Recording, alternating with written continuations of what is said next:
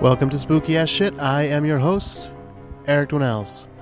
Tonight, Spookaroos, we're going to take it easy because October, of course, is my busy season, and we just wrapped it up. We just wrapped up Halloween, which is sad in the fact that we have another year to wait for Halloween to come again. But on the other hand, we know it's not really a year for us. We keep it with us all the time. And of course, I usually begin my preparations in earnest during the summer. So it's really only a few months that I take off, and even then I'm still planning things in my head. That's just when I actually start to get to work on what, things that I need, whether I need to make a costume or if I'm working on my witch-finding material. I always try to come up with something fresh for the new year. Or for this show, of course. Now, this show is with you all year long, so you'll always have something spooky to look forward to.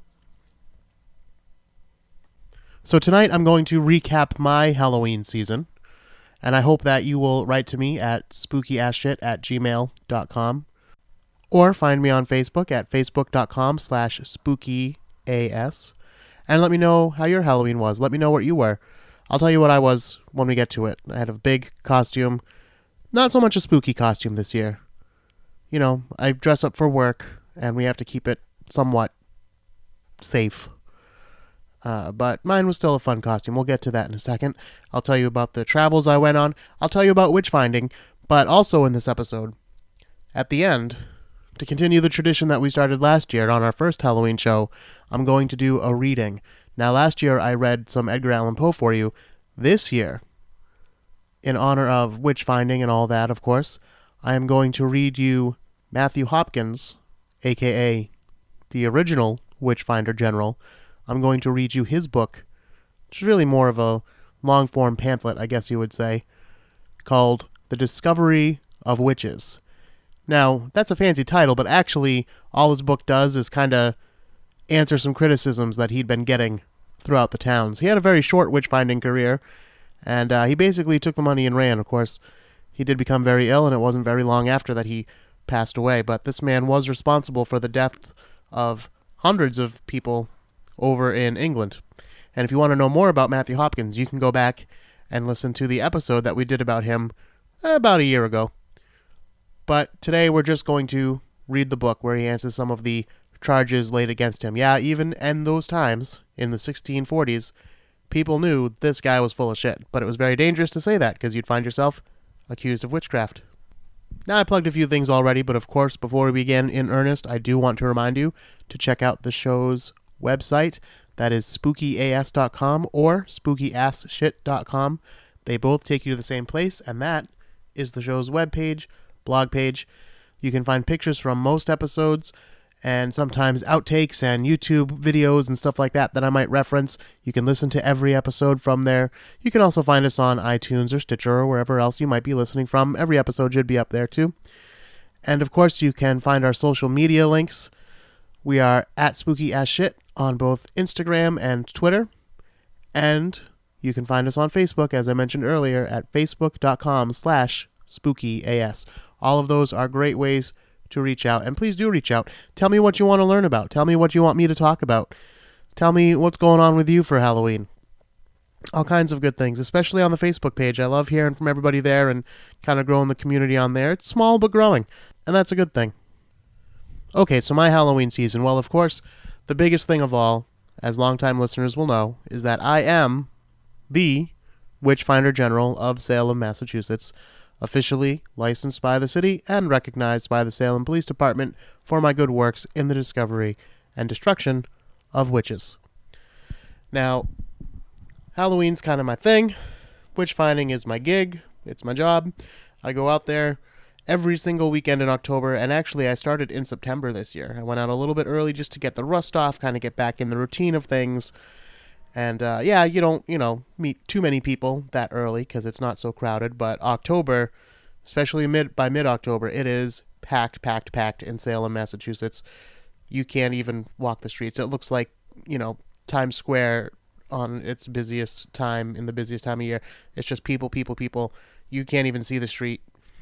It's just completely packed with people. So it's nice to go in a little bit early and kind of check things out. One thing I didn't get to check out yet, but I plan to, is the It's Alive exhibit at the Peabody Essex Museum. That's the Kurt Hammett collection of monster movie posters and memorabilia. And I'm really looking forward to that. It's open till the end of November, so I've still got time, and I'm going to sneak in there and check it out.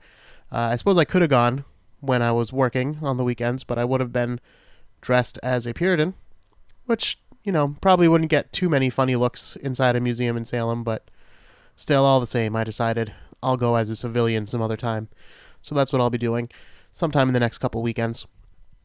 And I did actually stop in and visit one of the witch museums. I always try to hit one per year. I've seen them all, at one point or another, but I go back and visit to see if anything's changed. The one I went to this year was the Witch Dungeon. Now, I always remember liking the Witch Dungeon a little bit better than the other museums because they're at least telling you something a little bit more specific about the witch trials. They do a little mock trial with 2 live actors and then a few mannequins in the background.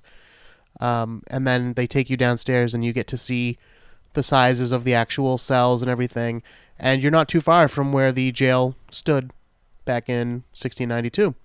And of course, they do have the only piece of history that is directly connected to the witch trials, and that is a beam from the old actual jail where the dungeons were. They didn't call them dungeons at the time, probably just a jail in 1692.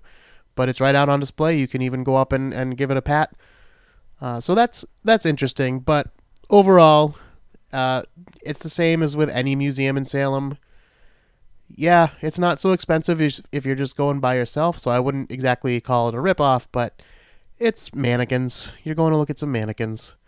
And hopefully you get a good tour guide who can tell you a few things, but really, the whole thing takes about 15 minutes, and, that's Salem for you.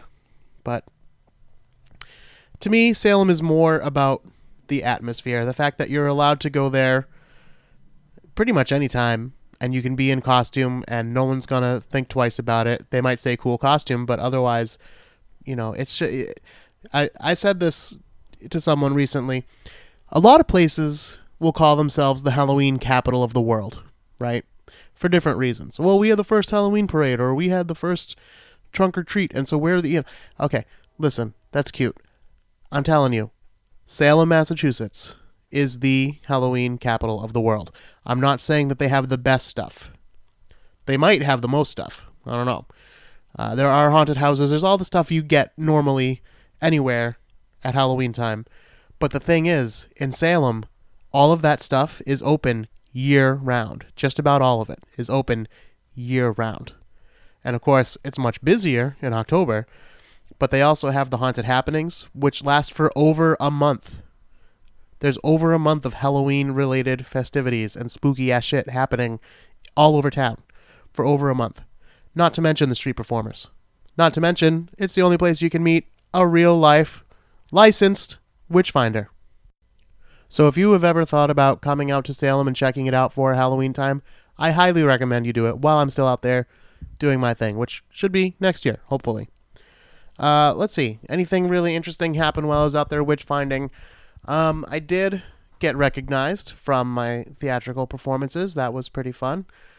And I was on television. Actually, I was filmed by CNN. As far as I know, they did not end up using that footage, but they did film my whole pitch, basically. And then I was on CBS station, the CBS station here out in Boston, and I will... Just very briefly, they used me in their montage of like stuff happening in Salem, and there's a little clip of me. So I will try to post that for you guys, or at least a still from it. I make some lovely faces, as always. Mom would be proud. And, I met some people who had met me the year before. That's always fun. Met a couple of spookaroos, which is also always fun. And I always look forward to seeing you guys if I'm out there. So just make sure you say hello if you do come down to Salem, Massachusetts, or up or left or right, whichever direction you come from. Also this season, I went to Spooky World, which is up in New Hampshire now. Now, Spooky World, I'm thinking of doing a whole episode about Spooky World. A lot of you aren't familiar with Spooky World maybe, but it was a big deal for me growing up, and I'm sure there's a lot of people in and around my area that would appreciate it. And I think you probably have something similar wherever you're from. But Spooky World was a haunted attraction that would open every year. And at first, it was like in farm country in a place called Berlin, Massachusetts. And it was literally on a farm. And it was small time, but to me it was such a big deal because Kane Hodder, who played Jason in several of the movies, part 6 through 10, I do believe, he would be there just about every year. And that was the first celebrity, I think, maybe that I ever met, was because of that. And to me, that was a huge, huge deal. You just don't get celebrities in the middle of Massachusetts, where I'm from. So, well, I'm closer to Boston, but you get the idea. It was a big deal. And they had a haunted hayride, and then, one haunted walkthrough that you would do, and then, some areas where you could eat and everything. And I really liked it. Then they moved it to Gillette Stadium. Then it became more big time. And they got even more celebrities, and then it moved up to Boston, was sold and moved to Boston, which I never went to, and now it's all the way up in New Hampshire, resurrected again. So I finally went up after years and years and years. I hadn't been since it was at Gillette, and that was more than 10 years ago, I think. So this was the first time going back there, and it was pretty cool. There were some things, it was pretty much the same as ever. The haunted houses were different style, but basically the same kinds of thing. I think... It's not that I can't be scared, because I definitely can be startled and that kind of thing, but I might be past the point of getting scared of teenagers jumping out at me, and, being a fan of these kinds of things, and, I'll watch YouTube videos and stuff to see how they do things. I know how things work. I pretty much always know, okay, someone's going to jump out of this, there's going to be someone under here, or at least that there could be, so I'm kind of prepared for it as I go through. It depends how you like your haunted houses. If you want to go through and actually be scared and want someone to jump along with you and that kind of thing, I'm probably the worst person to go with. If you want to go with someone who knows what they're looking at and can tell you, oh, this is how they do this illusion, and this over here, this is where someone's going to pop out, basically I'll ruin it for you. But some people probably might like that kind of thing. I'm good for that. My niece came with us, and she was terrified. She actually wouldn't go into any of the haunted houses, which I did not know before I put down the money to pay for her ticket. Oh well. But she did hang out and grab some dinner and that kind of thing, but she did finally agree to go on the haunted hayride. Now, as I said before, Spooky World has always had a haunted hayride, but before it was kind of quaint. You'd pass by a hill and there'd be legs sticking out of it, and the driver would go oh, there's the foothills, and then some zombies would come out, and they might kind of brush your hair, tussle your hair, Not brush it, that would be weird. And then there'd be scenes going on around you, but nothing too gruesome, except at the end there was a guy with a chainsaw that would kind of chase the tractor. But other than that, nothing big. Well, this one is way more intense, the one they have now. Way more intense. So I was telling my niece, I'm it's a haunted hayride, it can't be that bad, come on. And it was pretty intense, like I said, but... The way we got through it was I sat right next to her and I told her, I said, look, right there, someone's going to jump out of there. They're going to jump into here. The thing is, just look at them. If you look at them, they're less likely to come up to you. Don't look at them in an engaging way, but just look at them like you're not afraid. Because if you look afraid, they're going to come and mess with you because they figure you're here to be scared. That's what you... So I was you got to just look not afraid. So that's my advice for people who don't actually want to go to a haunted house. And I'm sure I'm not the only person who's accidentally forced someone to come to a haunted house with them when they didn't really want to go. Let's see, what else? Okay, so I also went back to Sleepy Hollow, New York. And by the way, if you're one of the 2 people that won prize packages from me, I 100% meant to send them out in time for Halloween. Not that there's anything particularly Halloween-y about them, but I totally did mean to send them out before that, just so you'd have a fun little Halloween thing. But the thing is, there were constantly problems. I have witnesses that I tried to get them out, and there's always one thing missing, or something wasn't open, or something. So, but here's the good news. Because it took so long, you're getting bonus items. In fact, I gave out a prize package from Salem, 2 prize packages actually, of items that I collected in Salem for lucky Facebook friends that shared items. But now, because you've been so patient, Spookaroos, you're getting bonus items from Sleepy Hollow, New York. The real Sleepy Hollow, where the legend of Sleepy Hollow is set. I went on the same trip last year, so I won't really spend too much time talking about it, but it was cool. I did film a little video inside the Old Dutch Cemetery, so perhaps I will post that on the Facebook page, and then you can check that out. Also, there was a group of women. They didn't tell me where they were from or anything, but it was pretty clear that English was not their first language. And they came up to me as I was walking around taking pictures, and they said, excuse me, we know that this place is famous, but we don't really know why, and we can't find any tour guides. Can you explain this? And I said, yeah, no problem, sure. And I said, well, do you know the legend of Sleepy Hollow?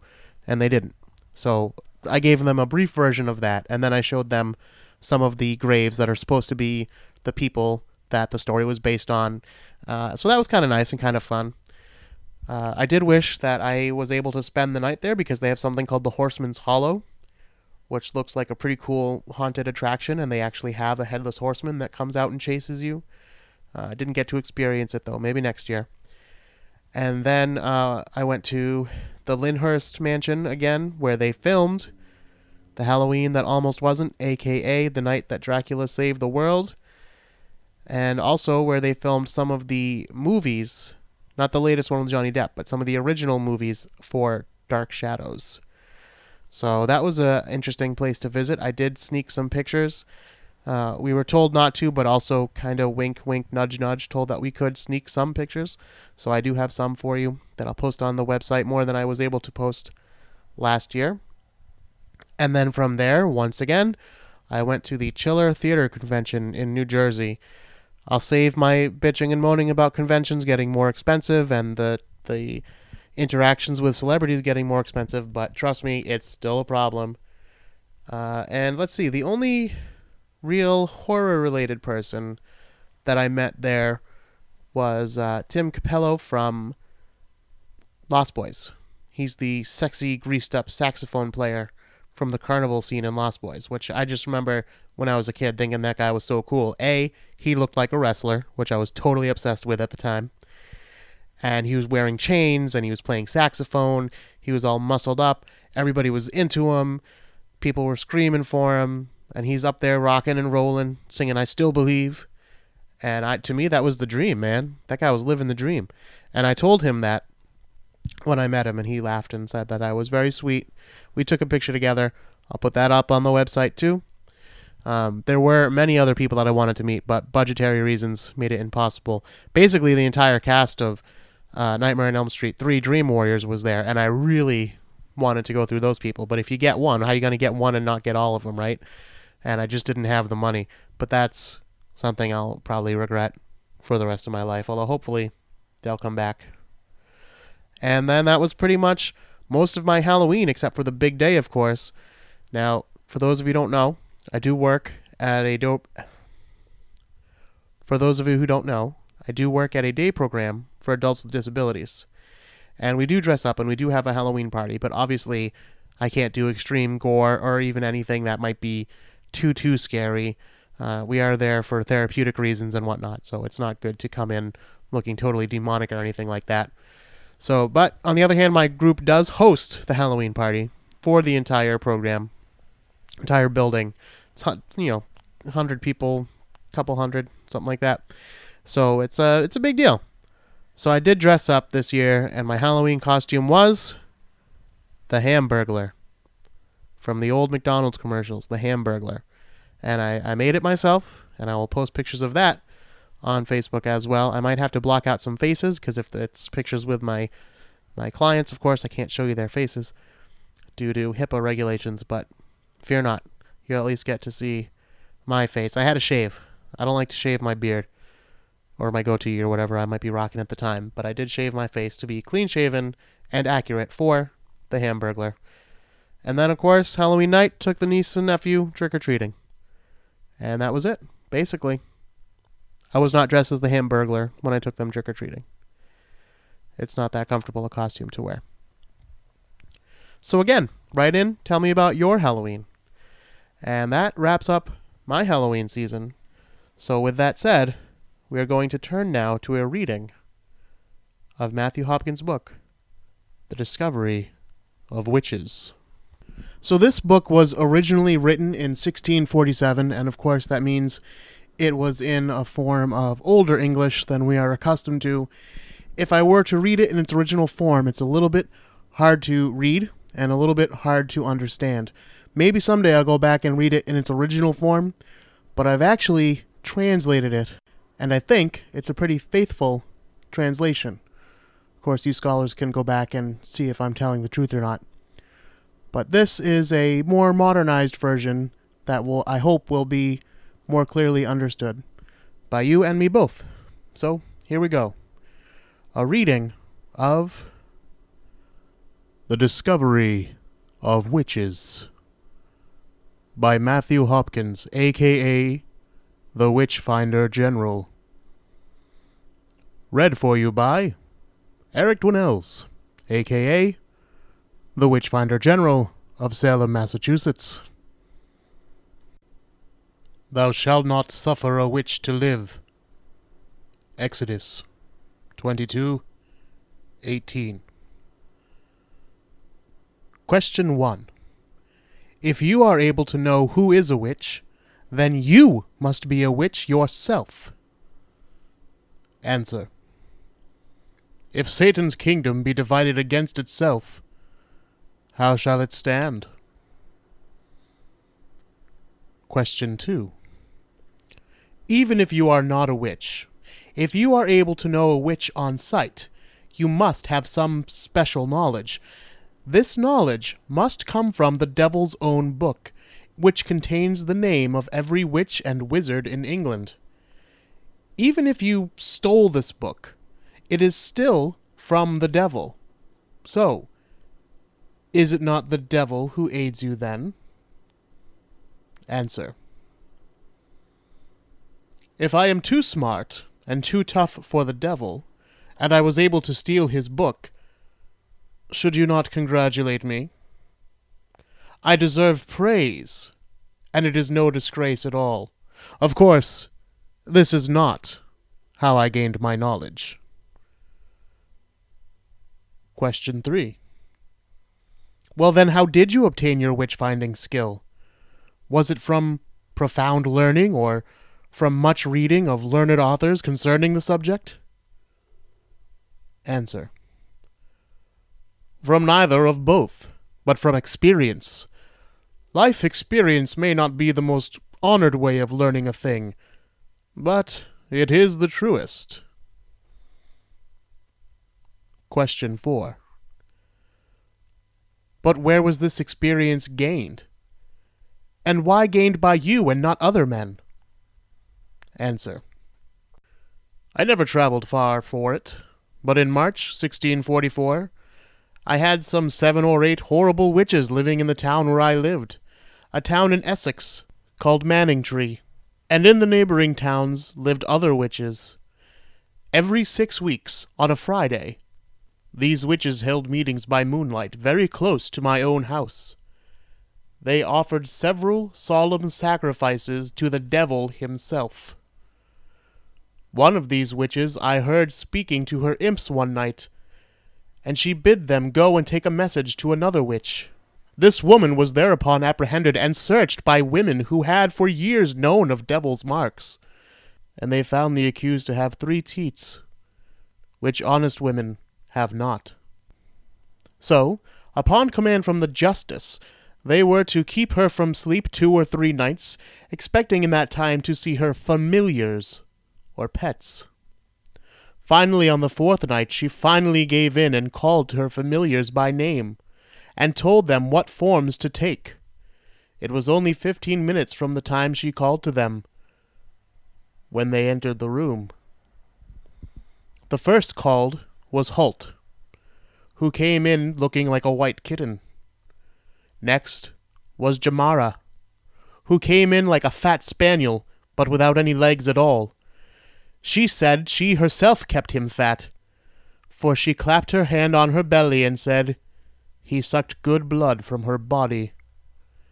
Third was Vinegar Tom, who was like a long-legged greyhound, with the head of an ox, and a long tail, and broad eyes. When I spoke to it, I bade him go to the place provided for him and his fallen angels.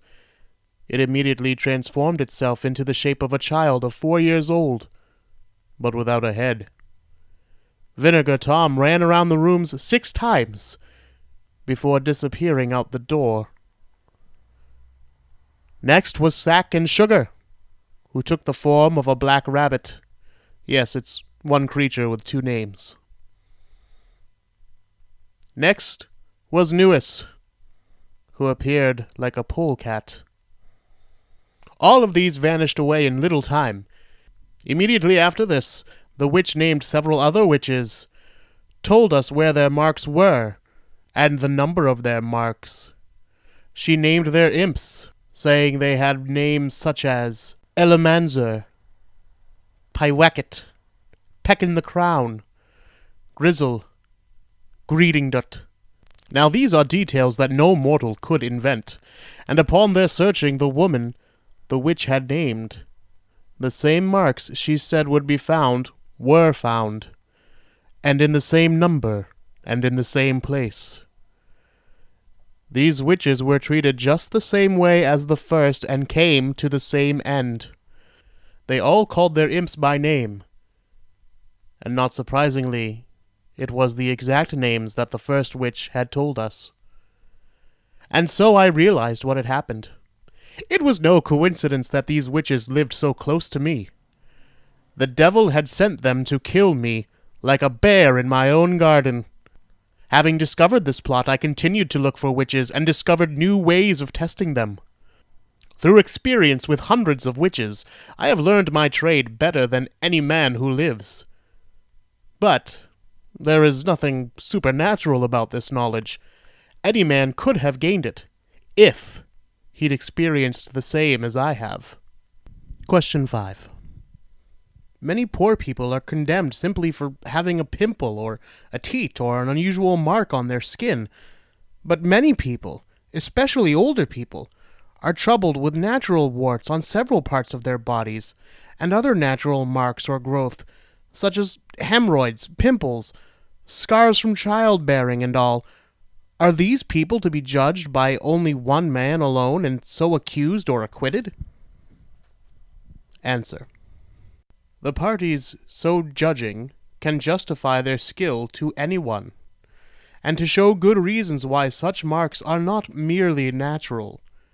And, if there were a natural reason for these marks, surely the accused would say so before I found them. As for myself offering private judgments alone, it is most false and untrue, for never was there any man searched for unusual markings, unless a dozen of the ablest men in the parish were present, and most of the time as many aged and skilful matrons and midwives were present when women are examined. The marks are not judged only by me to be very suspicious, but to all beholders, the most skilled of them, they likewise attest in their own judgment that such a mark cannot proceed from any of the above-mentioned natural causes. Question 6. It is impossible to judge rightly based on such marks, because they are so near to natural blemishes, and the accused do not admit to them being anything but natural marks until you have used unlawful courses of torture to make them say anything to end their suffering, as anyone would do. So how can you really tell the difference between a natural mark and one left by an evil spirit? Answer. The reasons, in brief, are 3. 1. I judge the unusualness of the place where I find the teats. If these marks appear on the body, far distant from any usual place you'd expect to find a mark, I know this is the devil's mark. For example, if a witch explains the marks found are hemorrhoids, yet I find them nearer to the bottom of her backbone, I know the witch has lied to me. 2. The witch's marks are most commonly insensible, and feel neither pin nor needle thrust through them. 3. There are telltale similarities in variations and mutations of these marks, which confirm the matter. For example, if a witch hears a month or two in advance that the witchfinder is coming to town, they will send their imps to others to suckle them, even their own very young and tender children. These witches then, upon bodily search, are found to have dry skin and scabs only. But keep her 24 hours, and watch her with a diligent eye, that none of her imps come in any visible shape to suck from her. The woman will be seen the next day with her teats extended out to their former length, full of corruption and ready to burst. Leave her alone then 1/4 of an hour more, and let the woman go free, but watch her.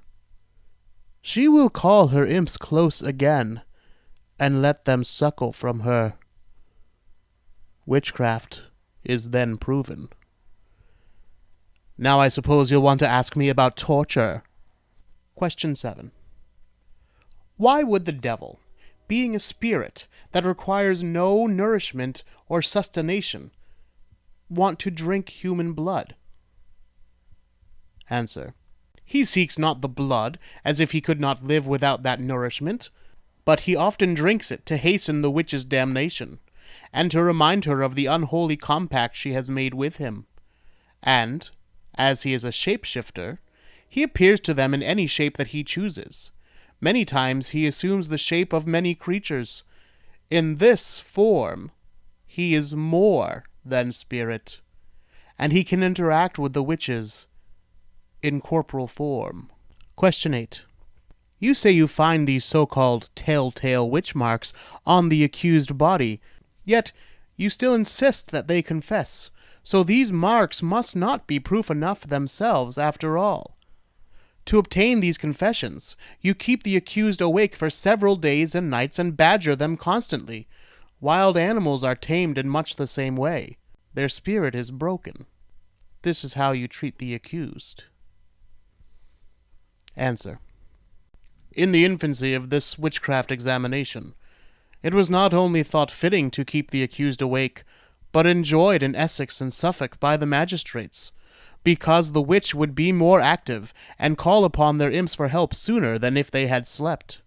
I saw it happen many times. The witch called her imps right in front of me.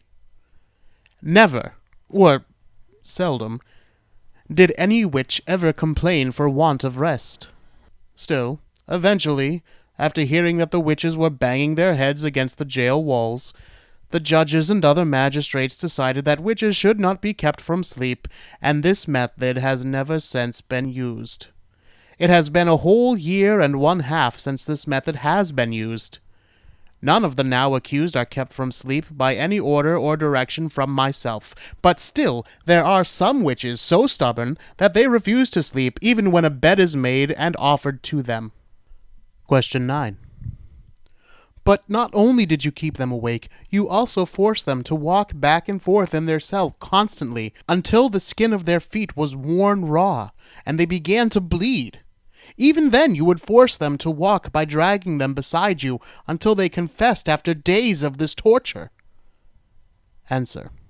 Again, this is a method that was used in the beginning of the examinations, and the meaning of walking them at the highest extent of cruelty was when they did lie or sit in a chair, immediately in comes their familiar, and it scares the watchers, and thus emboldens the witch. But this technique was used only during the night watch, and only when the witch refused to sleep anyway. Contrary to the true meaning of my instructions on the use of this method, some rustic, amateur witch-finders have used this technique as you describe it. These rustic, simple-minded people have misused, spoiled, and abused my techniques, but it never could be proven that I had a hand in what these people did, nor that I consent to it. Besides, neither I nor anyone else in my party have used this technique since we stopped keeping the accused awake. Question 10. But there have been abominable, inhumane, and unmerciful trials of these poor creatures by tying them up and then heaving them into the water, a trial not allowable by law or conscience, and I would like to know your justifications for that. Answer. It is not denied. Many who bore the devil's marks were so tried, and floated. Others that had none were tried, and with them sank. But mark the reasons. First off, the devil has persuaded many witches and wizards to come and face judgment on their own accord.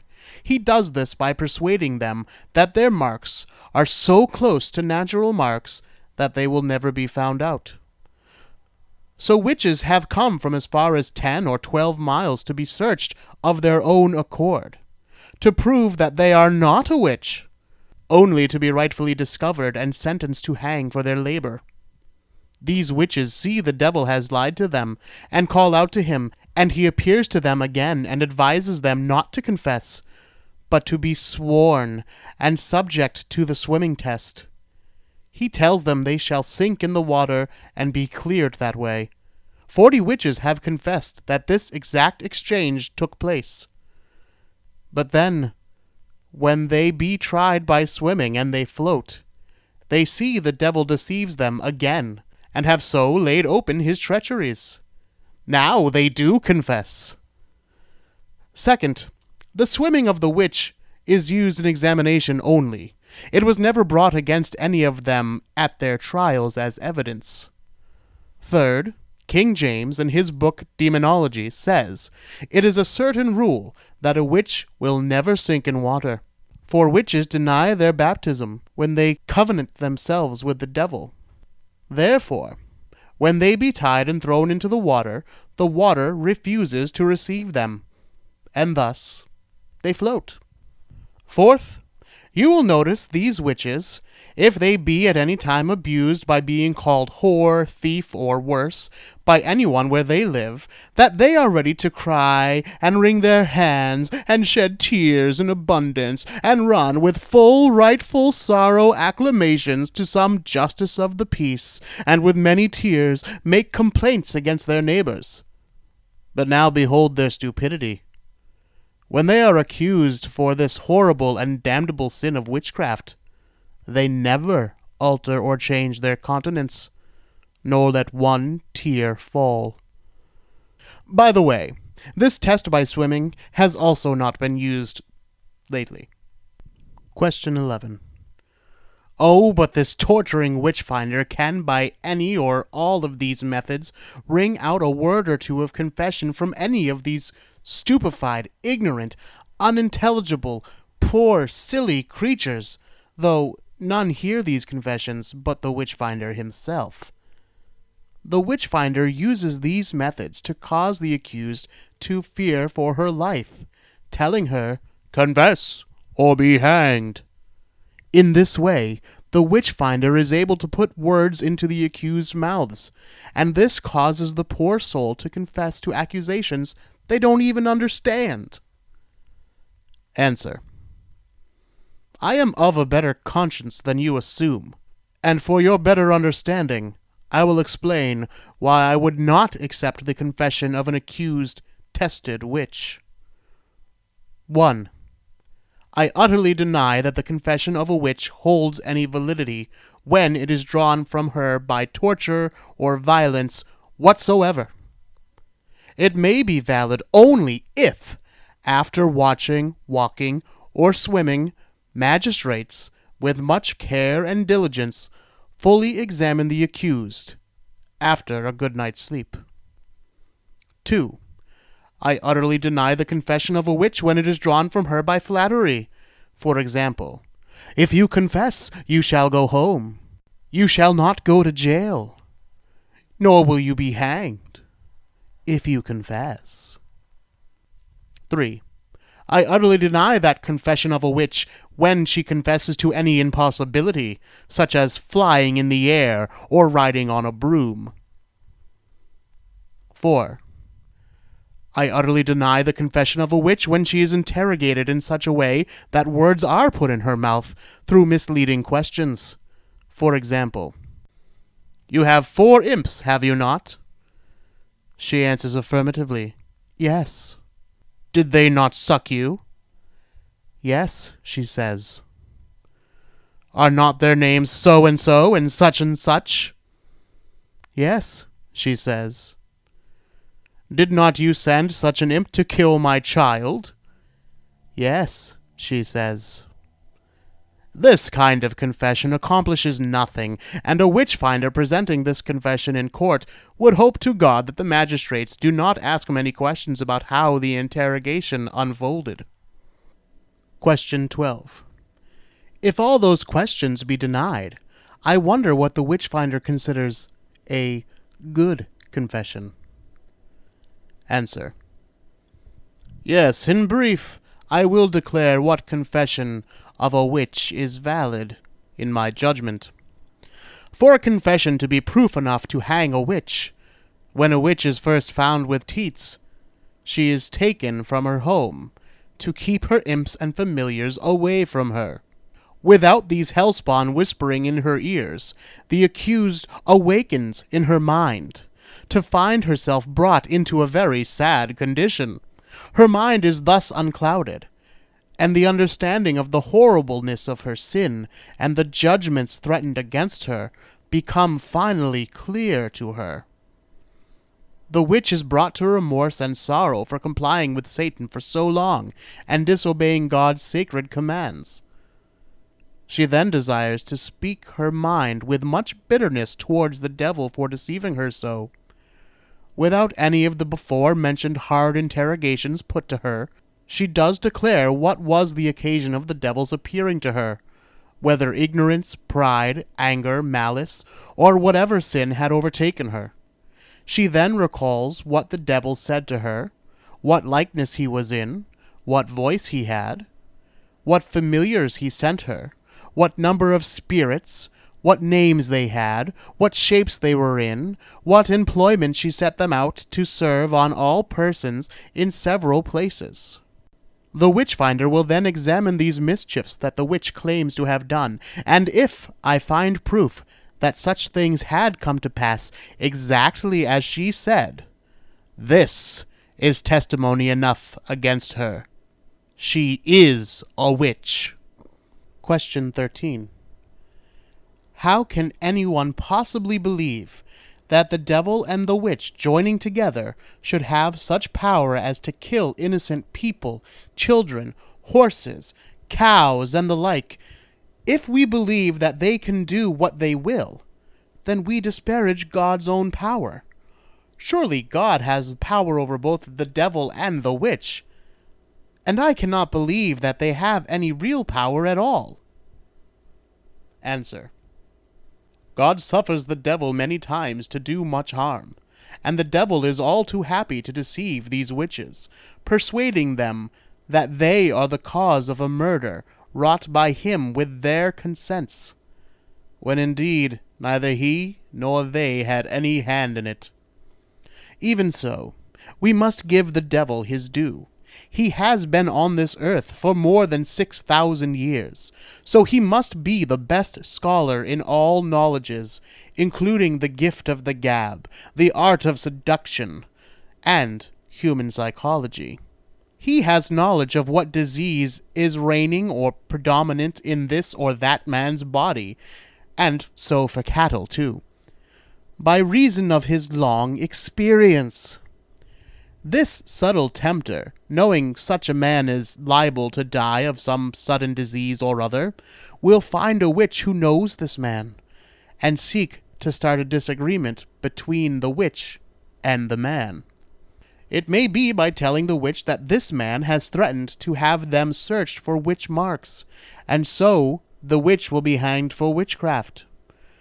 The witch will then consult with Satan to save herself, and Satan stands ready, saying, "What will you have me do for you, my dear, my nearest child, covenanted and compacted with me in my hellish league, and sealed with your blood? my delicate fire-branded darling? And the witch will reply, O thou that from the beginning did promise to save me, thy servant, from discovery by any of my deadly enemies, and didst promise to avenge and flay all those I please, all those that do offend me. Murder that wretch who threatens the downfall of your loyal subject. The devil then promises to make it so. Next, news is heard that the man has died. The devil returns to the witch, saying, Behold, my child, I have committed murder for you, and so you shall be saved. And so he gets a world of reverence, credence, and respect for the power and willingness to act to save her, when indeed it was the disease that actually killed the man, not the witch, nor the devil. Of course, the devil knows that death was natural, but he will never confess this to the witch. And so the witch further aggravates her damnation by joining league with the devil even further, and so comes likewise under the suspicion of the Witchfinder. This is Satan's usual posturing and deluding, but it is not his only form of sin, for both he and the witch do cause some forms of mischief in their own right. But I advise magistrates and jurors to pay little heed to witches who confess murder, for it is most probable that the person died of natural causes and the devil only claimed credit for it. Question 14. All that the Witchfinder has done is fleece the country out of their money. He rides and goes to different towns to find employment, promising them fair promises, but it may be that he does nothing except cause many men to believe that they have a great number of wizards and witches in town. Under this false belief, the townspeople pay him to get rid of these witches who never existed in the first place. Answer. You do me great wrong in every one of these accusations. For, first of all, I never went into any town or place without being specifically invited there for the very purpose of witch-finding. And, so far as I know, every place I have visited has been glad to have me. 2. I have never detected a witch or said, "Thou art a witch," without giving the accused a fair trial by search and their own confessions, which, as I have already explained, I look upon with great scrutiny. 3. Lastly, you judge me saying I fleece the country, and thus enrich myself. You suppose I take a vast sum of money from every town, but I demand only 20 shillings per town, and sometimes I must ride 20 miles even just for that. This is the great sum that I take, which maintains my full company, plus 3 horses. And so ends The Discovery of Witches by Matthew Hopkins, the historical Witchfinder General, not to be confused with the current Witchfinder General, which is, of course, yours truly. Now, of course, that really is kind of more of a fancy pamphlet, I guess you would say, and it's kind of Ask Me Anything of the 15th century. He was answering a lot of charges that he said were leveled at him all the time. And as I reported on the show that we did about Matthew Hopkins specifically, he allegedly died not long after the publication of this book, so he didn't have to face his accusers for too much longer. It probably wouldn't have worked out too well for him, but that's just my opinion. So I hope you enjoyed this reading, and I hope you all had a good Halloween. I'm sorry this episode's a little bit on the later side. It was supposed to come out the week of Halloween, then all kinds of things happened, technical issues and all that. So here we are again. Hey, this is a one-man operation, and I do actually have a life outside of this podcast, scary as that may be. So sometimes we get a little bit delayed, but I'm always here for you. You can always find me online at spookyas.com or spookyasshit.com. I told you where those take you. You can also find our social media. We are at spookyasshit on Instagram and Twitter. And you can find me on Facebook at facebook.com/ spooky AS. I'll be doing another giveaway soon, and I promise this time I'm going to put everything together first, and then all I got to do is write your name on it and bring it to the post office, and it'll get out nice and quick. That's my plan for next time I do a giveaway, which will probably be sometime this month, maybe into December. We'll see, but you want to keep an eye on the Facebook page for that. Until next time, Spookaroos, don't be afraid.